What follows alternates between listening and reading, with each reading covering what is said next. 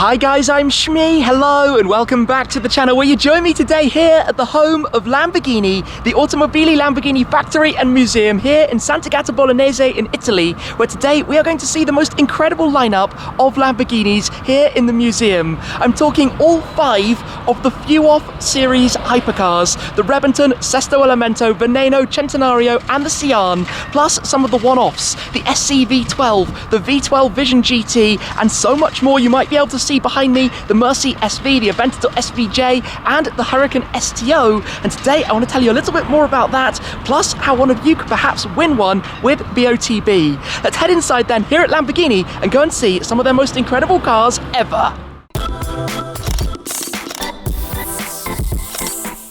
Here we are in the museum then. We'll start downstairs where we have quite a few of the cars from Lamborghini's history. We're talking the likes of the Miura, the Espada, LM002, there's a Diablo GT, the 350 GT, and also the SC V12 we'll go and take a look at in a moment.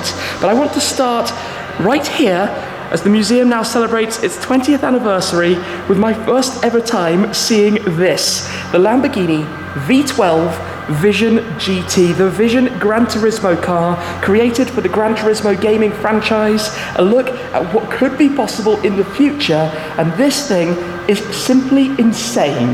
Look at the design and styling of this. Created by Centro Stile, Lamborghini's design division, it is effectively, well, it is a single-seater with a canopy that opens like a fighter jet to climb in from the front, absolutely minimizing any weight wherever possible, looking towards future materials, future design techniques, but also some traditional Lamborghini elements like the Y-shape you have here for the headlights that you might recognize from other models, the colors familiar from the Sian as well. In fact, powered by the hybrid system with a naturally aspirated V12, 785 horsepower. Back here, those Y-shapes continue, and look at the exhaust tailpipe exits that you have on either side of the diffuser here. Absolutely insane. This is a future vision towards a track machine, and it looks bonkers. Everything that a Lamborghini should be. If, however, we continue, and I say continue, but rewind back towards Lamborghini's past, we have the Miura SV here, one of the most beautiful, I think, Lamborghini models from the 1960s, really and truly put them on the map. We have the Espada.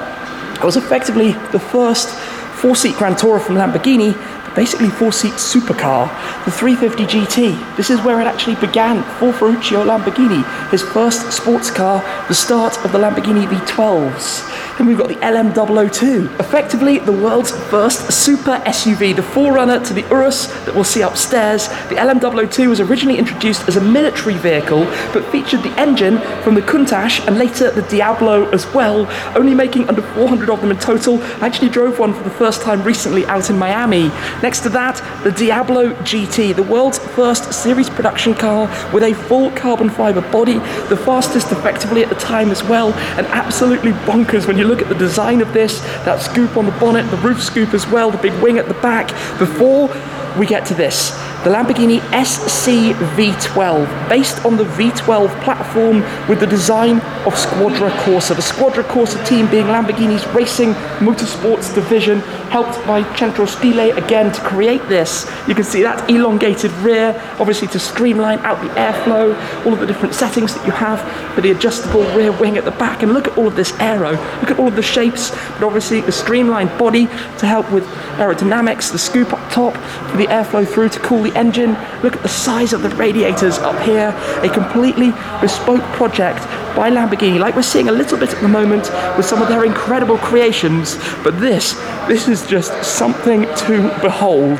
It's not just the cars here though, there are also engines and plenty more. You can instantly spot a V10, this is the Gallardo LP560, so the second generation Gallardo. This is a V12, which era are we talking, maybe Murcielago? Yes, Murcielago from 2001, 6.2 litre V12, You can see parts with the gearboxes attached as well, and plenty more information, other components and things to explore.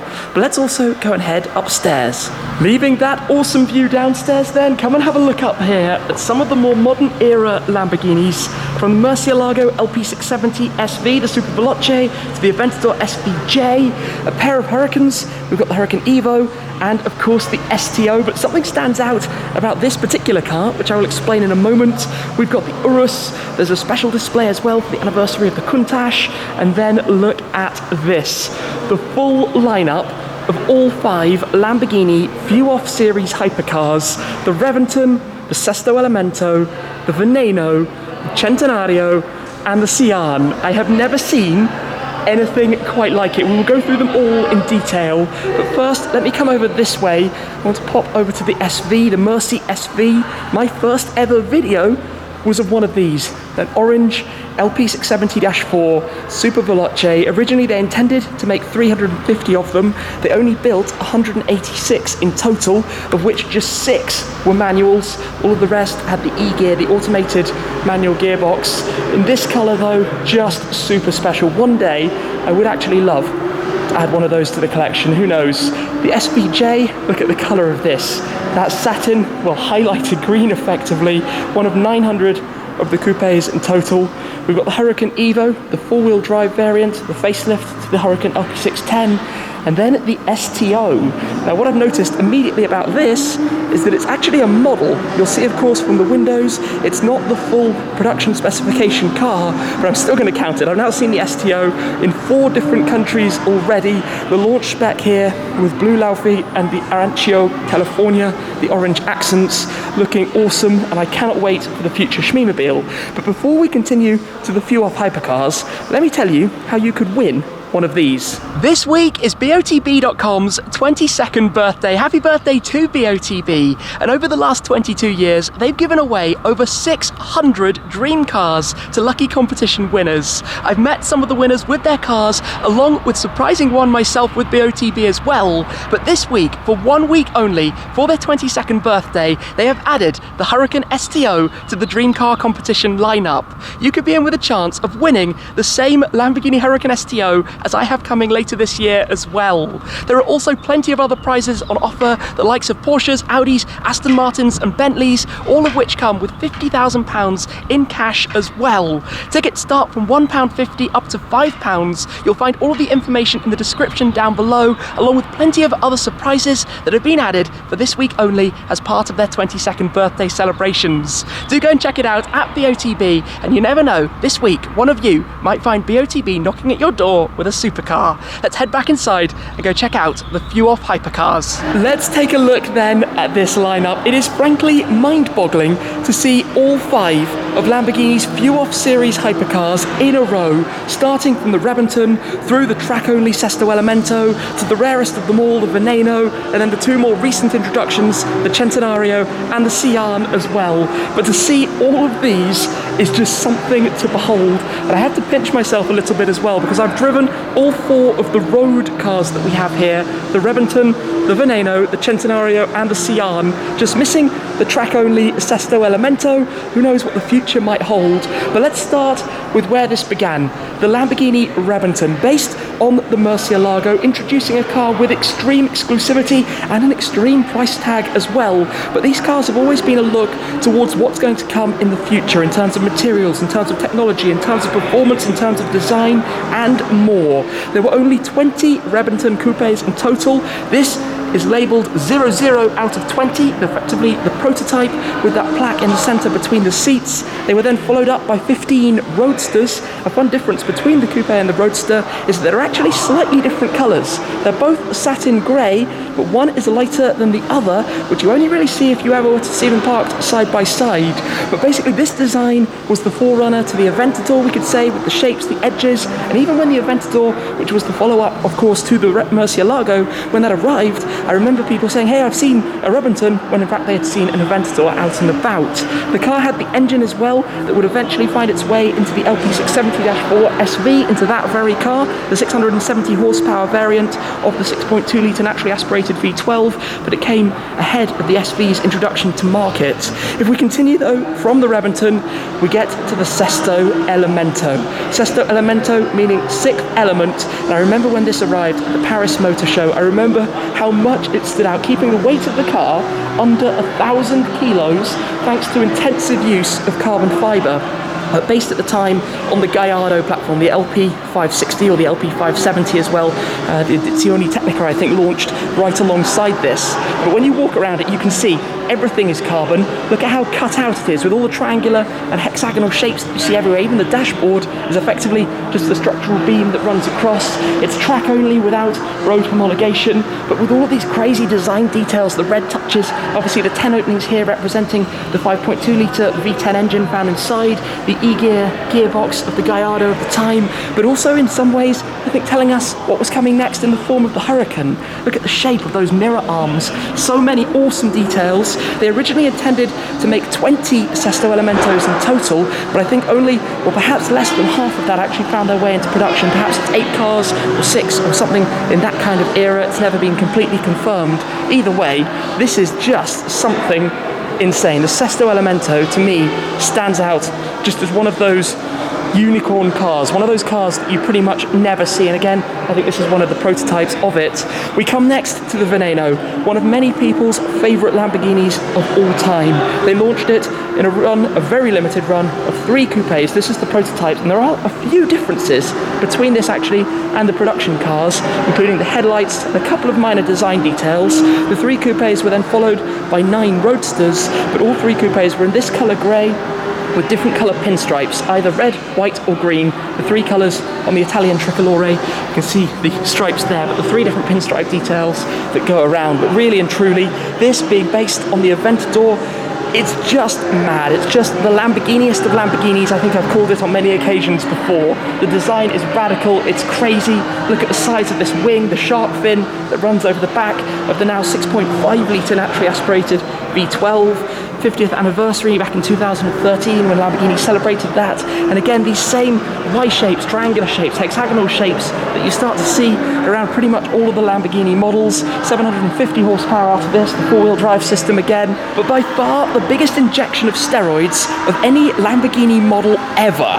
It arrived a few years before the more recent SVJ, but you can see some of these styling cues that have been carried through into the new car, preempting what would arrive with this highly exclusive, very limited model. Just the 3 coupes plus the 9 roadsters, which by the way, the roadsters are technically barchettas. They don't have a removable roof system. I will never forget though, the evening I drove B14's Veneno Roadster around the centre of London. What an experience that was. Now, like many of Lamborghini's models, the Veneno is named after a famous fighting bull, but not so the case for the next in our lineup, the Centenario, which is named to celebrate what would have been Ferruccio Lamborghini's 100th birthday. Lamborghini itself as a company was founded back in 1963, which ties into the 63s you start to see in some of the newer models, but this again a full carbon body, introducing rear wheel steering, a new larger touchscreen in the centre for your infotainment, things that have now found their way into some of the other models as well.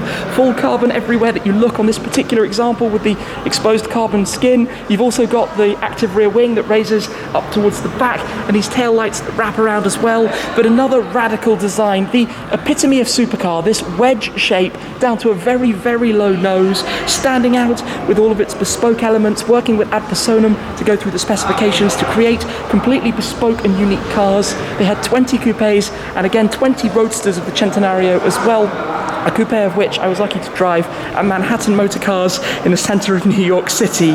But they move from that line that we've already been looking at in towards the Sian. Let's take a look at this. The FKP 37, FKP standing for Ferdinand Piëch. The car in this case, one of 63 of the coupes, and a further 19 of the roadsters, 1963, the year Lamborghini was founded, but really and truly, absolutely bonkers. So when we're looking around this, we need to start thinking about what's going to come next. What will be the next Lamborghini V12 model? How will it work? This introduces the supercapacitor hybrid system, taking power from the 6.5 litre V12 up to 785 horsepower now, along with a whole host of other upgrades, while still being based on the Aventador platform, but giving us an idea of what's to come. Things like the active vents that open for cooling, the rear spoiler that lifts and lowers back down, these hexagonal tail lights that you can see around towards the back, equally on the exhaust tailpipes, hexagonals and triangular shapes everywhere you look around these cars, even on Benzina, the fuel filler cap that you have back there, and the different highlights, accents,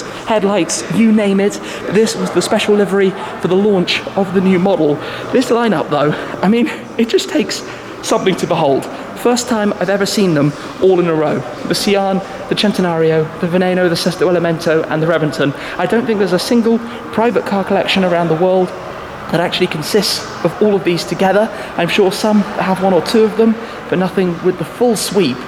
What an extraordinary thing to be able to take a look at. This is mind-blowing. There's a special exhibit here at the moment for the Lamborghini Countach in its 50th anniversary year. Since the first concept was shown back in 1971, we've got the tubular chassis frame actually on display here, then one of the later models, the LP400, but I'm going to come through to the green car, the 25th anniversary Countach, arriving back in 1988. Crazy thing is the Countach lasted for 2 decades or so on the market before the Diablo came to follow up on it, but this to me is one of the best looking versions, without all of the wings and the extra parts, just that truly iconic wedge shape, everything that a Lamborghini was back at that time. And of course, these very much resonate with Wolf of Wall Street vibes. I'm sure you're familiar with that scene, but the car's obviously a huge part again of Lamborghini's history and the lineage here of the V12 cars, which has led through to the Aventador, and who knows what's to come after that. I'm not going to lie though, I cannot wait for the future Shmeemobile, the Huracan STO, standing for the Super Trofeo Omologato,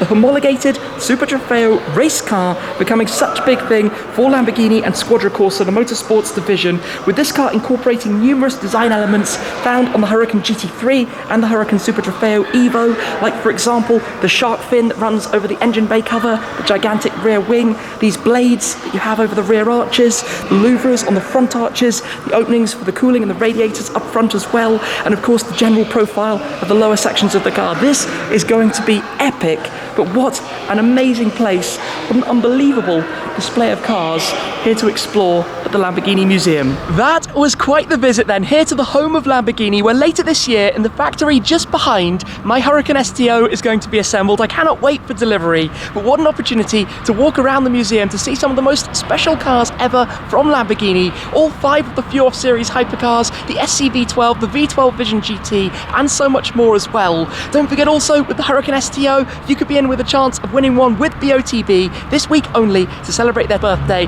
All of the information about that and to get tickets is down below, so check that out. But for today, what an awesome place to come and be, the Lamborghini factory here in Italy. So thank you very much for watching, guys. I hope you've enjoyed this walk around of the museum. That is it for this time though, and I'll see you again very soon. Cheers!